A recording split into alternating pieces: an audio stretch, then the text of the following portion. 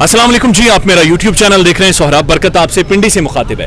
ये जो खातून मेरे साथ मौजूद हैं, ये पाकिस्तानी फिल्म इंडस्ट्री की, पाकिस्तानी शोबिस की सबसे बड़ी पर्सनालिटी, ग्लैमरस शख्सियत रह चुकी हैं। इंडस्ट्री में हैरेसमेंट हुई, धक्के खाए और इस कदर मजबूर हुई कि आज अपना एक छोटा सा ढाबा चला रही हैं, जहाँ पर ये अपने बच्चों का पेट पाल रही है। इनका इंटरव्यू करते और इनकी स्टोरी जानते हैं। अस्सलाम वालेकुम।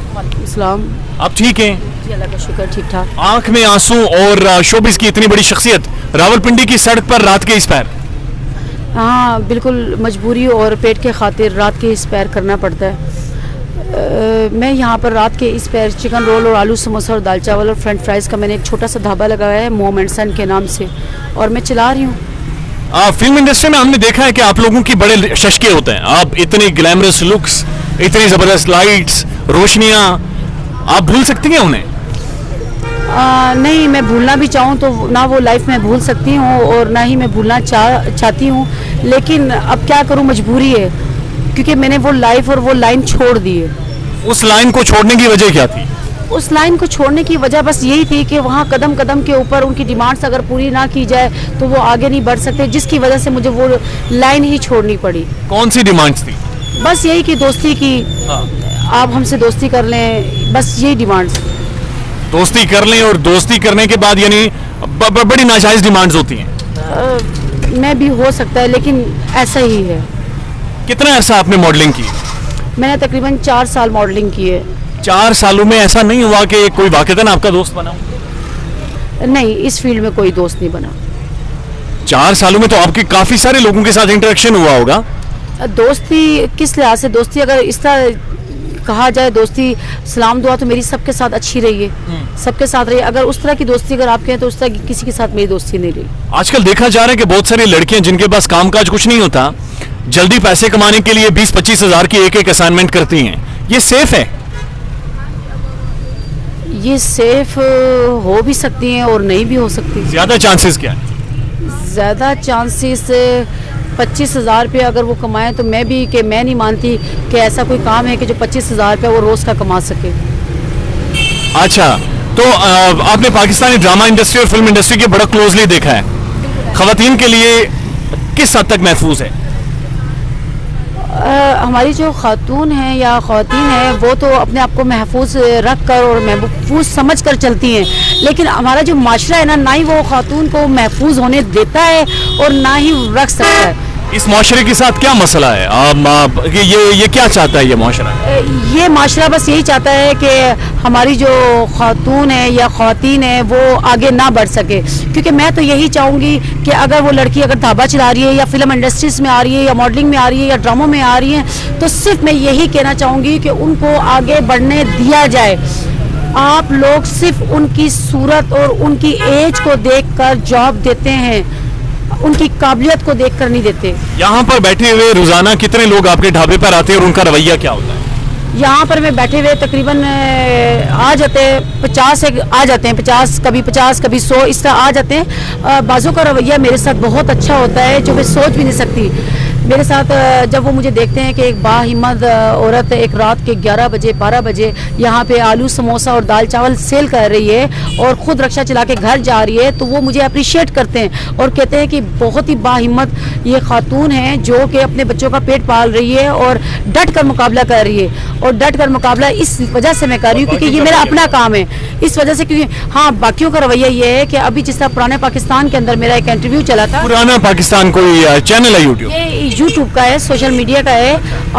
उन्होंने सबसे पहला मेरा इंटरव्यू किया था और उस पर मैं रो भी पड़ी थी, और उस इंटरव्यू को देखकर कई लोगों ने मेरे से रब्ता भी किया, और अभी तक किसी ने मेरी मदद के लिए मुझे कॉल किसी ने भी नहीं की। जिसने भी की उसने भी यही, कोई 50 साल का था, कोई 60 साल का था, कोई 70 साल का था, और इवन की कोई सफ़ेद गाड़ियाँ मेरे यहाँ ढाबे पे खुद चल कर आए। और पहले दिन उन्होंने मुझे अप्रिशिएट किया, उन्होंने कहा हम आपकी हिम्मत को दाद देते हैं, और दूसरे दिन आके मेरे से समोसे रोल खाए, और तीसरे दिन मुझे कहते हैं कि हम आपसे शादी करना चाहते हैं। क्या वाक़तन शादी के लिए संजीदा थे?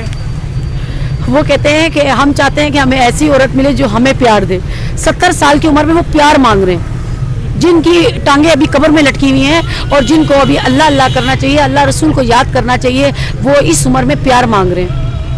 اور انہوں نے خود یعنی آپ سے یہ بات اظہار کیا کہ وہ پیار چاہ رہے ہیں. بالکل بالکل, میں ان کی باتیں سن کر میں حیران ہوں اور مجھے رونا بھی آتا ہے کہ انسان کسی بھی حال میں کسی کو نہ جینے دے سکتا ہے اور نہ ہی خوش رہنے دے سکتا ہے. اس چیز کے اوپر مجھے دلی طور پر افسوس بھی ہے اور دکھ بھی ہے کہ انسان ایک مجبور عورت یا مجبور لڑکی یا بے سہارا بے آسرا کا اتنا مذاق کیوں بنا دیتا ہے, یا اس کی مجبوری کا فائدہ اٹھانے کے لیے کیوں چل پڑتا ہے. کیا اسے اپنے گھر میں ماں بہنیں نظر نہیں آتی؟ کیا میں نے اتنا بڑا گناہ کر دیا کہ میں رزق حلال کما رہی ہوں؟ مجھے شادی کی ضرورت نہیں ہے, مجھے عزت اور رسپیکٹ کی ضرورت ہے. آپ کے کتنے بچے ہیں؟ میرے 2 بیٹے ہیں. فلم انڈسٹری کی لڑکیوں کو یا ماڈلنگ کرنے والی لڑکیوں کو عزت کی نگاہ سے اس معاشرے میں کیوں نہیں دیکھا جاتا؟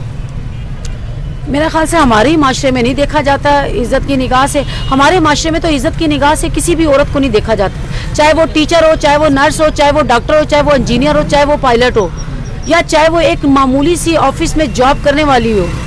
میں اپنا تجربہ بتاتی ہوں کہ میں خود جاب کے لیے میں نے ایک دفعہ DDS مارکیٹنگ کی نکلی تھی, مجھے اچھی طریقے سے یاد ہے, اور اس DDS کے لیے میں جاب کے لیے میں نے اپلائی کیا تو ایک لڑکے نے ڈائریکٹلی مجھے میسج کیا کہ اگر میں آپ کو DDS میں جاب دے دوں, اور DDS کی جاب کی تنخواہ کتنی ہوتی ہے معمولی سی 18 سے 16,000, تو آگے سے کہتا ہے کہ میں اگر جاب دے دوں تو کیا آپ میرے سے فرینڈ شپ کریں گی. یعنی کہ فرینڈ شپ کس طرح کی فرینڈ شپ کی لوگ ذکر کرتے ہیں یا باتیں کرتے ہیں؟ پاک صاحب کی تو فرینڈ شپ یہاں پر ہے نہیں, یعنی فائدہ اٹھانا چاہتے ہیں بیسیکلی, چاہتے ہیں مجبوری سے.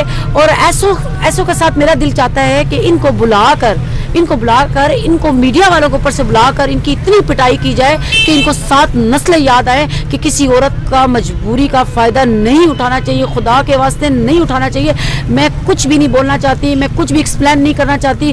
میرا انٹرویو وہ لوگ دیکھ رہے ہیں جو اچھی طریقے سے دیکھ بھی رہے ہوں گے, سمجھ بھی رہے ہوں گے. یہ صرف پاکستان میں, یہ دنیا بھر میں ہوتا ہے کہ خواتین خود کو محفوظ نہیں سمجھتی.